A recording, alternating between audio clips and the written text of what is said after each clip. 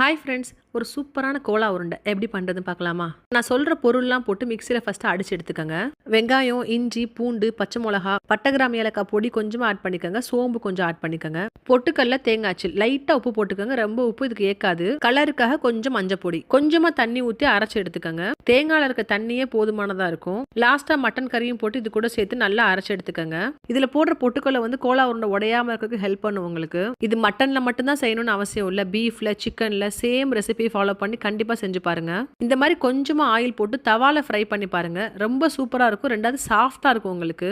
இது பச்சை கறின்றனால ரொம்ப ஹை ஃப்ளேம்ல வச்சு பண்ணிடவும் கூடாது. ரொம்ப ஸ்லோவா வச்சு முன்னாடி பின்னாடி ரெண்டு சைடுமே நல்லா கோல்டன் ப்ரௌன் ஆகணும் உங்களுக்கு. இந்த மாதிரி ஆகிற வரையும் நல்லா பொறுமையா நீங்க பரட்டி விட்டுட்டே இருக்கணும். இதுல மெயினான டிப்ஸ் என்னன்னா, உப்பு மட்டும் ரொம்ப கவனமா பார்த்து போட்டுக்கோங்க. டக்குன்னு உப்பு பிடிச்சிரும். வீட்டில் எப்படி சிக்கன் 60 பொரிக்க ஆரம்பிக்கும் போது குட்டீஸ்லாம் எப்படி சாப்பிட ஆரம்பிப்பாங்களோ அதே மாதிரி ஈக்குவலா இதே எடுத்து சாப்பிட ஆரம்பிச்சிருவாங்க.